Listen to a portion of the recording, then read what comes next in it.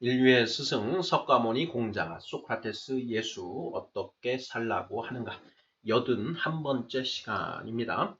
선악의 절대기준이라는 소제목이 붙어 있고 모두 8개의 질문으로 구성되어 있습니다. 문제를 먼저 읽어보도록 하겠습니다. 1번 당신은 선악에 관한 절대 기준이 존재한다고 생각하나요? 존재하지 않는다고 생각하나요? 하는 질문이고요. 2번 존재하지 않는다고 생각한다면 그 이유가 무엇인가요? 3번 존재한다고 생각한다면 그 기준이 무엇이라고 생각하나요? 4번 모든 사람이 선악에 관하여 동일한 기준을 가지고 있다면 싸울 일이 있을까요? 없을까요? 5번 사람이 각자 자기 스스로 선악을 판단하는 것이 원죄라고 했습니다. 석가모니 공자 소크라테스 예수는 이 세상의 모든 문제의 근원이 원죄라는 사실을 알았을까요? 몰랐을까요? 하는 질문입니다. 자, 6번 알았다면 그들이 제시한 해결책은 무엇인가요? 7번 몰랐다면 왜 몰랐을까요? 8번 성경은 사람이 어떻게 원죄로부터 벗어날 수 있다고 하나요? 자, 이렇게 해서 모두 8개의 질문입니다. 선악의 절대 기준, 선악의 절대 기준. 이 81번째 시간부터는 이제 이 원죄에 대해서 좀 중점을 이제 맞추어서 또 뭐 한 10여 차례에 걸쳐서 쭉 우리의 이런 논의가 이루어지게 되는데요. 지난 80번째 시간까지는 이제 우리가 이 스승들의 가르침을 온전히 이해하고 깨닫기 위해서는 기존에 내가 가지고 있던 그 생각, 가치관, 이런 어떤 선입관 이런 것들을 모두 버리고 백지 상태가 되어야만 한다. 그 백지가 되지 않은 상태에서 기존에 뭔가를 가지고 이 스승들의 그 가르침을 받아들이다 보니까 내 생각이 그것들을 자꾸 조금씩 왜곡하고 하는 바람에 스승들의 가르침을 온전히 깨닫지 못한다. 이런 맥락들에 대해서 살펴봤습니다. 자, 이 시간부터는 81번째 시간부터는 이 선악에 관한 얘기, 선악, 원죄, 선악을 판단하는 그 기준, 이런 부분들에 대해서 이제 살펴보겠습니다. 자, 1번부터 질문을 풀어가면서 진행해 보도록 하겠습니다. 1번, 당신은 선악에 관한 절대 기준이 존재한다고 생각하나요? 존재하지 않는다고 생각하나요? 자, 이 문제도 우리가 이미 가볍게 이미 살펴본 그런 문제들입니다. 자, 오늘날 우리는 포스트 모더니즘 시대에 살고 있지요. 자, 포스트 모더니즘의 특징이 여러 가지가 있는데요. 자, 그 중에 하나의 특징이 무엇이냐?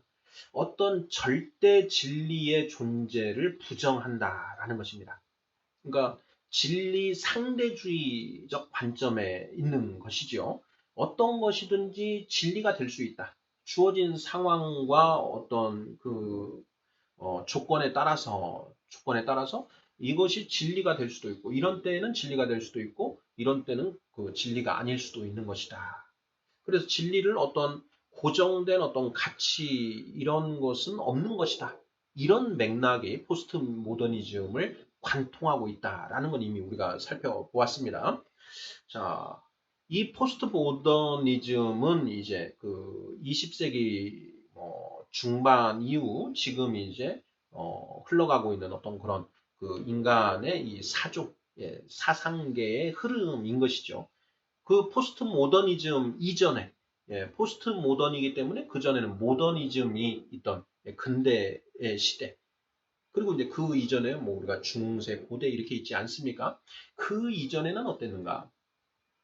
어떤 절대 진리가 존재한다라는 이런 관점 하에 있으면서 다만 그 절대 진리를 찾을 수 있는가 없는가 찾을 수 있다라는 입장 그걸 절대 진리를 우리가 찾는 것은 어렵다 뭐 회의주의 이런 입장들이 이렇게 있었던 것입니다. 그러니까 절대 진리의 존재를 인정하던 그런 사조에 대한 반발로 지금은 이제 절대 진리의 존재를 이제 부정하는 이런 이제 그 흐름이 나타나고 있죠. 뭐 정반합이라고 하는 어떤 그 흐름의 역사 발전 법칙, 뭐 이런 변증법이라고 하지 않습니까?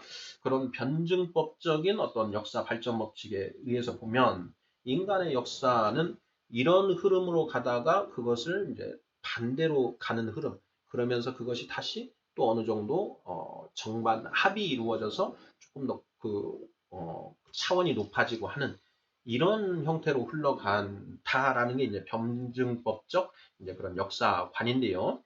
우리의 이 사상 흐름도 보면 이제 그런 부분들이 좀 예, 부합합니다.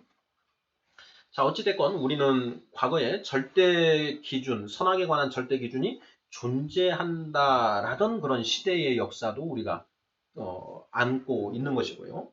그리고 지금 포스트 모더니즘 시대에서 보는 것처럼 절대 진리는 존재하지 않는다고도 생각하는 그런 흐름을 우리는 다 역사적으로 이제 그 경험을 한 그런 상태입니다. 자, 이런 상태에서 나는 어떤 생각을 가지고 있는가 하는, 우리 각자 개인이 어떤 생각을 가지고 있는가 하는 질문을 드려본 것입니다. 자, 당신은 선악에 관한 절대 기준이 존재한다고 생각하나요? 존재하지 않는다고 생각하나요? 각자 다를 것이라 이렇게 생각을 합니다.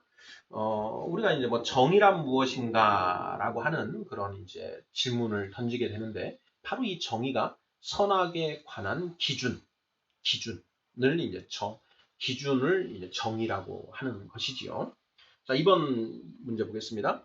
자, 존재하지 않는다고 생각한다면 그 이유가 무엇인가요? 자, 존재하지 않는다. 선악에 관한 절대 기준은 존재하지 않는다. 이분들은 이제 상대주의적인 그런 관점에 있는 것이죠. 이미 그 1번 문제 살펴본 것처럼 그 포스트 모더니즘의 사조가 가지고 있는 그런 이 사유 방식을 인정하는 것이, 하는 사람들은 존재하지 않는다 이렇게 생각하는 것이고요. 3번, 존재한다고 생각한다면 그 기준이 무엇이라고 생각하나요? 존재한다. 선악에 관한 절대 기준은 분명히 존재한다. 절대 진리라는 것은 분명히 있다. 이렇게 생각하는 사람도 분명히 있습니다. 예. 자, 만약에 내가 그런 이 절대 기준을 긍정하는, 존재한다고 생각하는 입장이라고 한다면, 자, 당신은 그 기준이 무엇이라고 생각하는가 하는 그런 질문입니다. 선악에 관한, 그러니까 정의의 기준, 정의가 무엇인가 하는 그 정의의 기준을 분명히 있다라고 생각을 한다면 그 기준이 무엇입니까 하는 그런 질문이 되는 것이지요. 우리가 하는 작업이 바로 이제 이와 관련되는데요. 석가모니, 공자, 소크라테스, 예수, 인류의 스승이라고 불리는 4대 성인이라 불리는 이분들의 가르침 중에 교집합 부분, 공통되는 부분만큼은 우리가 최소한 진리로 보아도 되지 않겠는가. 그것은 진리로 우리가 인정할 수 있지 않을까 하는 그런 가정하에 석가모니, 공자, 소크라테스, 예수님의 그 가르침의 교집합을 우리가 찾아가 보는 이런 작업인데요. 이것은 선악에 관한 절대 기준이 존재한다라는 이제 그런 그 전제하에 지금 진행되고 있는 그런 작업인 것입니다. 자, 그럼 그 기준이 무엇인가? 기준은 방금 말씀드린 것처럼 이 인류의 스승들의 가르침 중 교집합 부분, 공통되는 것, 그것을 선악에 관한 절대 기준으로 보자. 이런 이제 그 전제하에 그것들을 찾아본다. 교집합 부분을 찾아가는 것이지요. 자, 이미 우리가 그러면 전에 했던 것도 한번 보면은요. 자, 우리가 그들의 가르침, 스승들의 가르침을 온전히 깨닫지 못하는 이유가 무엇이냐? 그것은 우리가 기존에 가지고 있던 그 사상, 가치관을 그대로 가지고 스승들의 가르침을 받아들이기 때문이다. 이렇게 했습니다. 자, 그러면 그것을 버려야만 스승들의 가르침을 온전히 이해할 수 있다. 뭐 이런 명제들, 이런 것들도 이제 어떤 그런 그 선악에 관한 기준 중에 하나, 예, 어떤 방법론적인 기준이지만 예, 그런 기준들의 하나다. 뭐 이렇게 생각해 볼 수도 있지 않을까 싶습니다. 4번 보겠습니다. 자, 모든 사람이 선악에 관하여 동일한 기준을 가지고 있다면 싸울 일이 있을까요? 없을까요? 하는 질문입니다. 1번, 2번, 3번은 이제 우리가 도입부에서 이제 한번 생각을 해본 것이고, 자, 4번에서는 좀 이제 관점을 한번 바꿔서 세상의 모든 사람이 옳고 그름, 선악이라는 건 옳고 그름이지 않습니까? 옳고 그름에 대하여 같은 기준, 동일한 기준을 가지고 있다. 라고 한다면 싸울 일이 있을까 없을까 하는 그런 이제 질문입니다. 어떻게 자, 답하시겠습니까? 옳고 그름에 대해서 사람들이 다 같은 기준을 가지고 있다. 그러면 이제 분쟁이라는 것은 없지 않겠는가? 예. 옳고 그름에 관해서 동일한 기준을 가지고 있다. 동일한 기준을 가지고 있다면 이제 그런 것이죠. 이게 옳은 거야. 여기에 모두 다 동의를 하고 가는 것이죠. 그리고 이게 아니면 또 이게 옳은 거다라고 한다면 이것에 대해서 모두 동일한 예, 기준을 가지고 가는 것이죠. 그러면 어떤 것에 대해서 서로 예, 싸울 일, 다툴 일은 없다. 예, 동일한 기준을 가지고 있기 때문에 예, 이렇게 그 생각을 논리적으로 그렇게 돼야 맞을 것 같습니다. 우리가 누군가 논쟁을 벌이고 서로 싸우는 것은 의견이 다르기 때문입니다. 이제 그 의견이 뭐 다양한 분야에 관한 것이 있을 수 있겠지만, 자, 옳고 그름, 선악에 관하여 동일한 결론을 가지고 있다면, 예, 싸울 일은 없지 않냐. 이런, 예, 그 질문인 것입니다. 예. 어떻게 생각하시는지요? 예, 저는 모든 사람이 선악에 관하여 동일한 기준을 가지고 있다면 싸울 일이 없을 것이다. 이런 예, 그 결론에 좀 이렇게 가까운 쪽으로 지금 가고 있는데요. 이걸 한번 생각해 보면 됩니다. 우리가 살아가면서 분쟁들이 정말 인간 사회에 쉼없이 분쟁들이 일어나는데요. 그 분쟁이 일어나는 이유가 무엇인가 하는 것. 분쟁의 원인이 무엇인가. 그걸 궁극적으로 이게 쫓아가다 보면 서로 옳고 그름에 대한 생각이 다르기 때문이다라는 결론에 도달하게 된다라는 것입니다. 그 부분 한번 좀 깊이 생각해 볼 필요가 있고 정말 그런가 해서 좀 연구도 해볼 필요가 있는 중요한 문제입니다. 자, 5번 문제 보겠습니다. 사람이 각자 자기 스스로 선악을 판단하는 것이 원죄라고 했습니다. 석가모니, 공자, 소크라테스, 예수는 이 세상의 모든 문제의 근원이 원죄라는 사실을 알았을까요? 몰랐을까요? 하는 그런 질문입니다. 자, 사람이 각자 스스로 옳고 그름을 판단한다. 선악을 판단한다. 자, 이것이 천상천하 유아 독존의 실체를 가진 그 실존을 가지고 태어난 인간의 실상이다.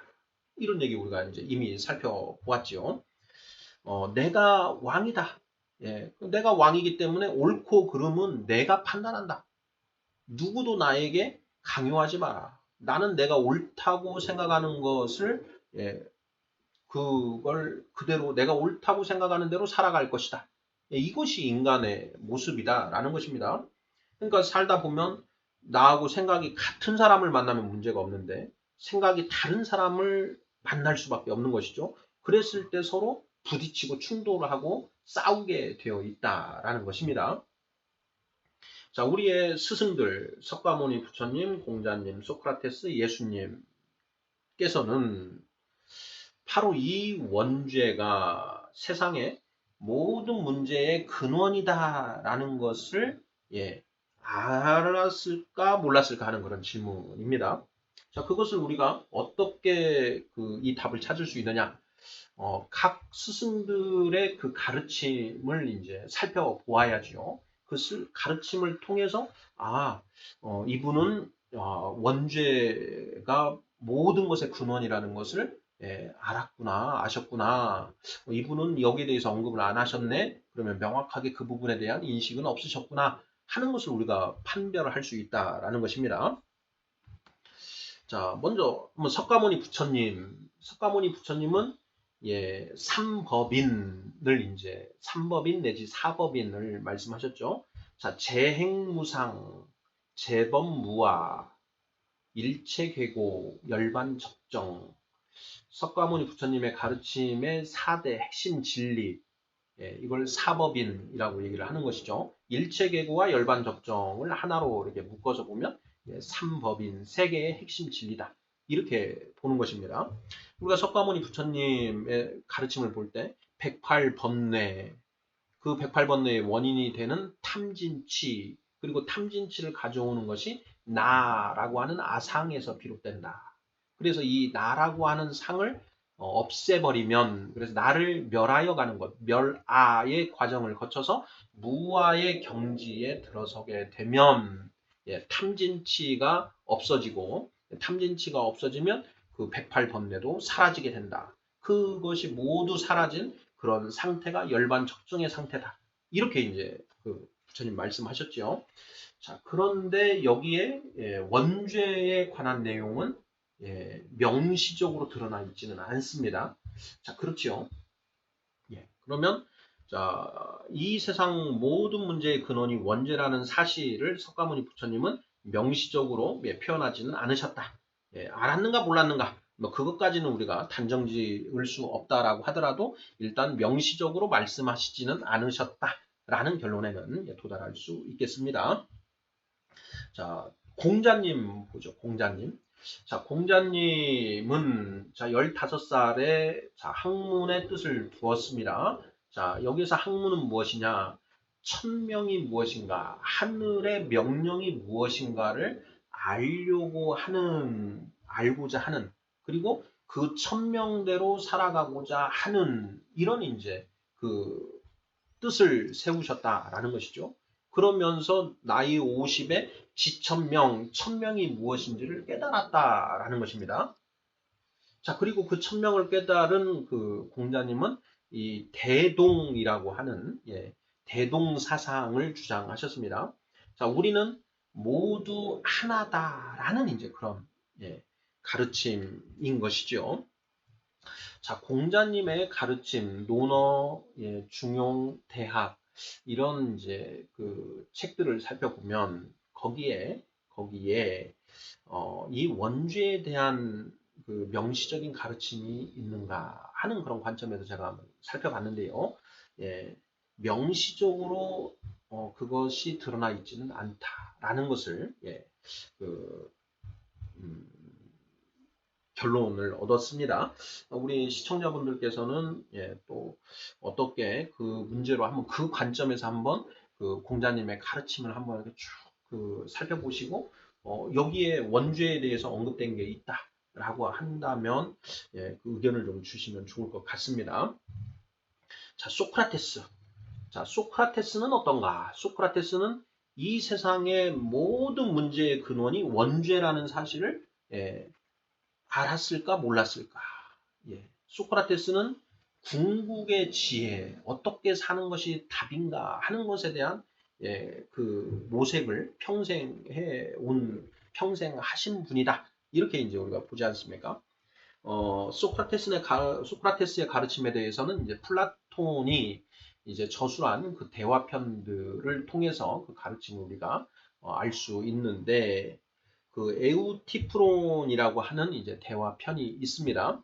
소크라테스와 에우티프론이라고 하는 이제 젊은이가 대화하는 내용을 이제 담아 놓은 것인데요. 그 에우티프론이 자기 아버지를 고발하고 나오는 길에 소크라테스를 만납니다. 평소 알고 지내던 에우티프론이 소크라테스에게 인사를 하고 소크라테스도 인사를 하면서 웬일이냐 하고 물으니까 이제 에우티프론이 자기 아버지를 고발하러 왔다 이런 얘기를 하니까요. 그러면서 대화를 하는 것입니다. 그 대화 중에 소크라테스가 이런 질문을 합니다. 신화를 보면, 우리 그리스 신화를 보면 신들이 서로 싸운다. 자, 신들이 서로 싸우고 서로 미워하는데 그 이유가 무엇인가 하는 그런 질문을 이제 소크라테스가 던집니다. 자, 그러면서 이제 대화가 쭉 진행되면서 결론이 무엇이었느냐? 자, 옳은 것과 옳지 않은 것, 선악이죠, 선악. 그리고 아름다운 것과 추한 것, 미추. 이러한 것들에 대한 그 신들의 생각이 서로 다를 때 싸움이 일어난다. 이런 표현이 등장합니다. 제가 이것을 이제 보면서 야, 소크라테스의 통찰력이 참으로 대단하다 이런 이제 생각을 했었는데요. 네, 그 내용을 보면서 결국은 신들이 서로 싸우는 이유가 바로 이런 옳고 그름, 선악, 미추에 관한 그 결론이 서로 다르기 때문에 싸우는 것이다. 예, 이것을 소크라테스는 알고 있었구나, 알았구나. 자, 신들이 서로 싸우듯이 인간들도 그런 선악과 미추에 대한 생각이 서로 다르기 때문에 서로 싸운다. 뭐 이런 걸 충분히 소크라테스는 생각을 했다. 이렇게 엿볼 수 있지 않을까 싶습니다. 다만 이제 이 소크라테스가 이 에우티프론과 이런 얘기를 했지만 그것이 인간의 원죄다라는 것까지는 이제 이야기를 하지는 않습니다. 그런 어떤 이런 내용이 이 에우티프론에 이제 이렇게 드러나 있고 다른 어떤 그 대화편들을 통해서 그것이 인간이 선악에 대해서 각자 스스로 판단을 하는 것으로 인해서 이 세상의 모든 문제가 발생하는 것이다 하는 그런 일반론적인 그 서술들이 더는 존재하지 않습니다. 아테네의 이 어떤 부정과 부패가 만연하는 이유가 무엇이냐? 그것에 대해서 우리가 무지하기 때문이다. 이런 관점에서 오히려 그 이야기를 전개하고 있지 어떤 그런 원죄 때문이다. 이런 표현까지 일반화된 것으로 나아가지는 않고 있다라는 것입니다. 자, 예수님은 어떨까요? 자, 예수님의 가르침은 예수님은 기본적으로 이 성경에 기반을 두고 있지 않습니까? 성경의 내용이 모두 다 예수님의 어떤 가지고 계셨던 가르침과 사상, 이런 거라고 할 수가 있는데, 바로 이 원죄에 관한 내용은 창세기 3장에 이제 중심적으로 기술이 되어 있습니다. 예수님은 그 성경의 내용을 완전히 통달하고 계시기 때문에 예수님은 그 원죄가 세상의 모든 문제의 근원이다라는 것을 당연히 알고 계셨을 것이다. 예, 이렇게 우리가 추론을 해볼 수 있습니다. 자, 6번 문제입니다. 알았다면 그들이 제시한 해결책은 무엇인가요? 하는 질문인데요. 석가모니 공자 소크라테스 예수님 중에 원죄에 대해서 명확하게 알고 계셨던 분은 예수님이시다. 그러면 예수님은 어떤 해결책을 제시하셨는가 하는 부분을 이제 당연히 찾아봐야 되겠지요. 그래서 찾아보았습니다. 찾아본 결과 자, 예수님이 하신 말씀 중에 우리가 지난 시간에 살펴보았죠. 자, 진실로 너희에게 이르노니 너희가 돌이켜 어린아이들과 같이 되지 아니하면 결단코 천국에 들어가지 못하리라. 이런 이제 말씀을 지난 시간에 우리가 살펴보았습니다. 자, 그 말씀의 의미가 무엇인가 하는 것이었는데요. 어린아이처럼 된다는 것은 우리가 가지고 있던 기존의 생각, 가치관 이런 것들을 모두 다 버리고 그 하나님의 말씀을 그대로 있는 그대로 받아들이는 그런 태도를 어린아이들의 이제 그 비유적으로 말씀을 하신 것이다. 이런 얘기를 했지 않습니까? 자, 여기에서 이제 그것하고 그 이야기인데 이 원죄에 관한 해결책이 어떻게 연결되는가 하는 부분 이제 좀 다른 관점에서 이제 살펴보는 것인데요. 내가 스스로 사람이 각자 스스로 옳고 그름을 판단하는 것이 원죄라고 했습니다. 자, 그러면 내가 스스로 선악을 판단한다라는 것은 무슨 표현이냐? 내 생각과 가치관을 기준으로 옳고 그름을 판단한다라는 것입니다. 그런데 자, 그러면 해결을 되려면 어떻게 해야 되느냐? 그 내 생각과 가치관을 버리고 그 절대 기준에 입각해서 선악에 관한 그 절대 기준, 그 정의에 입각해서 이제 선악을 분별하게 되면 그 원죄로부터 벗어나는 게 되는 것이죠. 바로 그것이 자, 하나님의 말씀이 선악에 대한 궁극의 절대 기준이다. 예, 그것을 어린아이들과 같이 순전하게 받아들이면 예, 원죄로부터 벗어나게 된다. 이것이 이 가르침의, 이 말씀의 또 다른 한 축을 예, 이루고 있다라는 것입니다. 우리가 한 2살 정도 된 아이들, 예, 이제 걸음마를 하고 이제 아장아장 걷고 하는 그 아이들은 엄마 아빠가 하는 말, 부모가 이것은 하면 돼, 이건 하지 마라 하면 절대적으로 따릅니다. 예, 그때까지는 그렇습니다. 한 3살 넘어가면 이제 그때부터 자기 생각, 자기 어떤 이게 의견이 생겨서 이제 안 듣기 시작하는데요. 그렇게 되기 전까지는 예, 먹으라면 먹고 먹지 말라고 하면 안 먹고 하는 것이 예, 그 아이들의 이제 그런 어떤 드러나는 모습이지요. 바로 그 모습. 하나님의 말씀에 이것은 옳고 이것은 그르다라고 한 것을 그냥 그대로 받아들여서 전적으로 따르고 나아가는 것. 이것이 바로 이 어린아이들과 같이 되는 것이다. 그래서 너희가 돌이켜 어린아이들과 같이 되지 아니하면 결탄코 천국에 들어가지 못하리라. 그 이어지는 구절이요. 누구든지 이 어린아이와 같이 자기를 낮추는 사람이 천국에서 큰 자니라. 이렇게 표현을 하고 있습니다. 여기서 자기를 낮춘다라는 것이 무엇이냐? 누구에게 나를 낮추는 것인가? 하나님의 말씀에 내가 나를 낮춰서 예, 철저하게 엎드려서 그 말씀에 순종하고 따르는 것. 그런 사람이 천국에서 큰 자다. 이렇게 예수님이 말씀하셨다라는 것이죠. 그러니까 이것이 바로 원죄에서 벗어나는 방법으로 예수님이 제시한 해결책이다라는 것을 우리가 알 수 있다라는 것입니다. 다음 문제 7번 보겠습니다. 자, 몰랐다면 왜 몰랐을까요? 하는 그런 질문입니다. 자, 원죄가 이 세상의 모든 문제의 근원이라는 것을 몰랐다. 그러면 왜 몰랐을까 하는 그런 질문이지요. 예. 우리가 석가모니 공자 소크라테스 예수님 중에 석가모니 공자 소크라테스는 이 원죄가 이 모든 문제의 근원이다 라는 것을 예, 명시적으로 설명하고 있지는 가르치고 계시지는 않다라고 했습니다. 자, 그러면 이걸 몰랐던 것이라고 우리가 한다면 왜 몰랐을까 하는 그런 의문이 생기는 것입니다. 아니 그렇게 5단계 인격의 큰 깨달음을 얻으신 분들인데 그분들은 왜 이 원죄에 대해서 명시적으로 알지 못하셨을까? 이런 문제인 것이죠.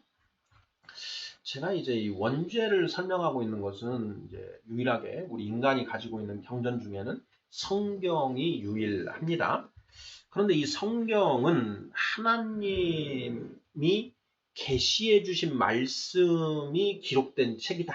이렇게 이제 크리스찬들은 이제 보고 있는 것인데요. 그것과 관련해서 이제 크리스찬들은 이런 식으로 설명을 하는 것입니다. 피조물인 인간은 창조주인 하나님이 가르쳐 주지 않으면 알 수 없는 것. 예, 창조주 하나님이 가르쳐 주시지 않으면 알 수 없는 것은 예, 도저히 알 수 없다. 그러니까 창조주만 알고 계시는 게 있다라는 것이죠. 창조주만. 피조물들은 도저히 알 수 없고 창조주가 가르쳐 줘야만 알 수 있는 그런 내용들이 있다라는 것이죠. 그것들이 성경에 기록되어 있는 것이다. 결국 석가모니 공자 소크라테스는 그 창조주 하나님을 명시적으로 알지 못했기 때문에 그들은 그리고 또 그 하나님이 그 원죄에 관해서 가르쳐 주지 않으셨기 때문에 그것을 알지 못한 것이다. 이렇게 예, 답을 합니다.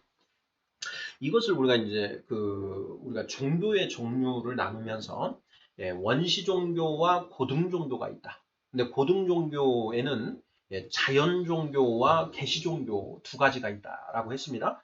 자연 종교는 인간이 가지고 있는 그 이성과 그 양심을 기초로 해서 어떻게 살아야 하는가에 대한 답을 정리하고 체계화한 그 가르침, 종교라는 게 근본적인 가르침, 가장 높은 가르침이라는 그런 뜻이기 때문에 그 자연 종교는 인간의 이성과 양심을 통해서 예, 이 체계화됐다라는 것이죠. 그래서 이 자연 종교가 있고 계시 종교는 하나님이 이 계시해 주신 그 말씀에 기초하여 형성된 종교가 계시 종교다라고 했습니다. 석가모니 부처님의 불교, 공자님의 유교, 소크라테스의 그 철학은 바로 이 자연 종교에 해당되는 가르침이다. 예, 이성과 양심의 기초에서 체계화되고 발전한 그런 종교라는 것이죠. 자, 그 이성과 양심으로 이 천지 만물을 관찰하고 예, 인간의 내면을 관찰하고 해서 그 인간이 발견할 수 있는 그 진리의 궁극까지 예, 들어가신 분들이 바로 이 석가모니 공자 소크라테스라고 했습니다. 그렇기 때문에 자, 이분들은 자, 창조주 하나님이 가르쳐 주시지 않으면 알 수 없는 것, 그것은 알지 못했다라는 것이죠. 시편 구약성경 시편 147편 20절에 이런 표현이 있습니다.